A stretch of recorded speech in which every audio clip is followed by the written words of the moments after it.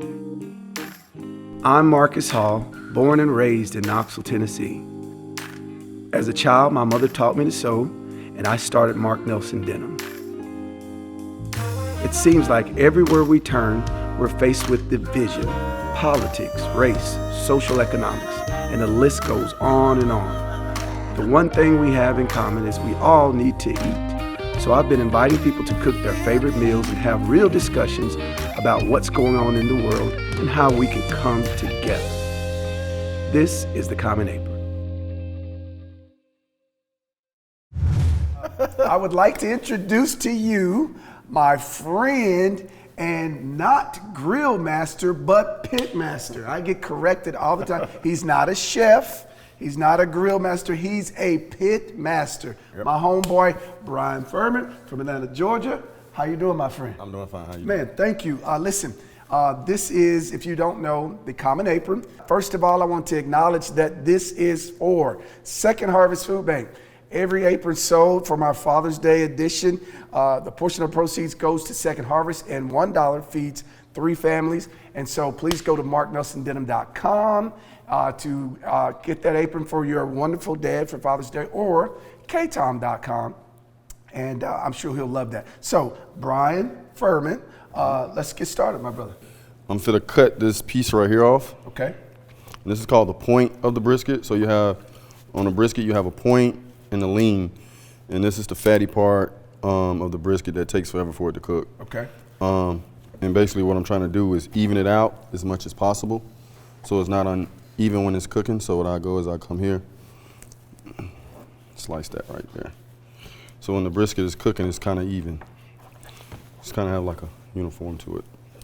I don't trim too much of the fat off because it's going to be cooking for 10, 12 hours. Okay. He used to be Bees Crackling. So if you followed him on Instagram and Facebook, this is Bryan Furman, who's now Bryan Furman Barbecue. Used to be Bees Crackling, and it's a thing in Atlanta, Georgia, that you had to go. He was visited by Martha Stewart. Mm-hmm. And so again, 2 years ago, Food and Wine Award, went to New York, had all these accolades, and then boom. Fire. So then what happened, man? You said after that, no, it didn't stop me. You know, it didn't hold me back. It just gave me time to like build up for Bryan Furman Barbecue. And during that time, that short amount of time in those 5 years, in 4 years, we opened 5 restaurants. Okay. So like in that short amount of time, Bon Appetit named me Georgia King of Barbecue. What's the next step for the brisket? So next we go with the salt and pepper. So I don't do all this extra stuff like a whole bunch of rubs. I keep my food simple. And my dad always believed beef was supposed to be salt and pepper. He's been nominated for so many awards, as ugly as he is, even that he's still been voted. But anyway, you got to try it. Yeah, we have some. I mean, I got measuring cups over there. That'll work. That'll work. That's perfect. Try that? Yeah. I just thought, you were so skilled that you didn't need that. But here we go. That's where consistency plays. There you go. You can't be too confident. Okay, now. See, I'm honest. Yes, sir. I like that. A lot of people didn't know I have epilepsy. So, from anxiety. Hold on. You have what? Epilepsy. I had no idea that you had epilepsy. Yeah, I don't tell a lot of people. Okay. But I've had epilepsy for 31 years. So your real dad. So where did the barbecue come from? My stepdad. Okay, so he's from Miami. Yeah, he's from Miami, Florida, and so I met him when I was 5. Yep. I started paying attention at home how he would go throw the ribs, throw the chicken, everything he was throwing on the grill was raw. And he taught me about fire control and stuff like that, things that a lot of people don't talk about or train when I see these barbecue shows. Yeah. They don't talk about how to start a fire, how to shut the fire down. So we're going to learn to do that today. So this is what I mean when I talk about fire control, starting a fire. Okay. Like once you put your charcoals in your charcoal chimney, okay, you get them dumped in here. If your fire goes down, then you get some paper towel so we can get another fire going. Okay. And once you got the paper towel in there, then you start throwing your wood chunks on top. All right. I noticed you're using apple wood and cherry wood. What's going on with that? Well, I like using fruit woods and mild woods. They're considered mild woods because they won't overpower the meat, like hickory or mesquite. Okay. Which is real powerful. So like you go to some barbecue places, it's like you burping smoke. Right. That's where they come from. You cook your meat at 250, right? So you get it up Between to 250, 275 Okay. For fattier meats. That's why I have the exhaust wide open. Right. And then this over here where the wood is at is wide open so it can get as much oxygen as possible. And if we get over 250, if you get to 300, you just come over here and shut it down. Never touch this part over here. So you use it to close it so to smother the fire a little bit, right? Yeah, I use that as my control. A lot of people be over here playing with this and playing with that. You leave this wide open if you're burning live wood because you want the as much oxygen to get to that fire. And you just leave this open. Okay. And you control it off this. And I usually don't tell people this.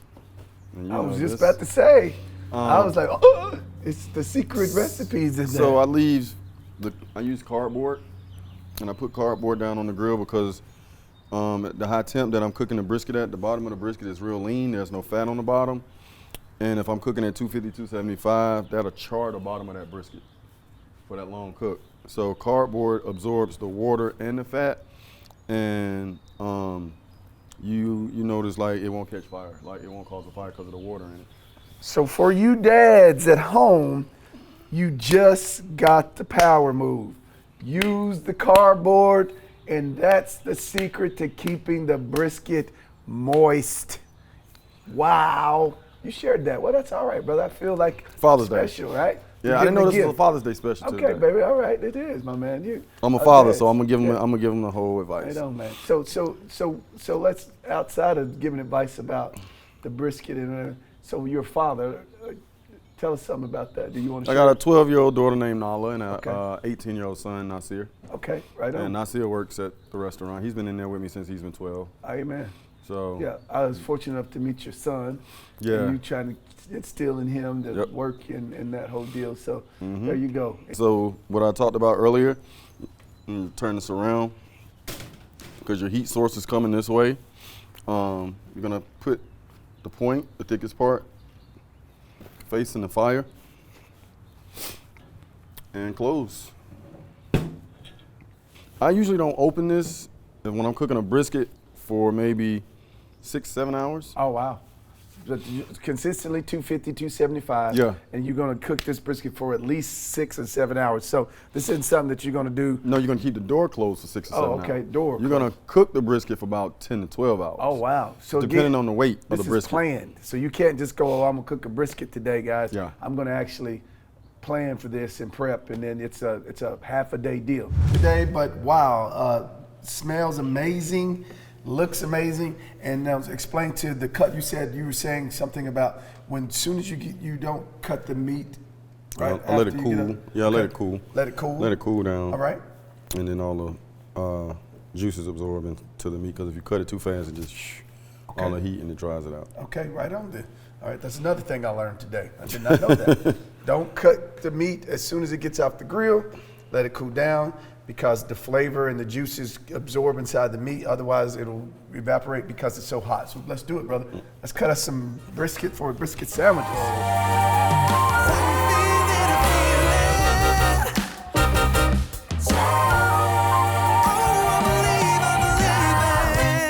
Happy Father's Day. God bless you. And again, support Second Harvest Food Bank. Each apron that you buy for your father for Father's Day, a portion of those proceeds go to fight hunger in East Tennessee. It's been a pleasure, my brother. Thank you. Thank you. And we're going to put some sauce on some of these buns in here.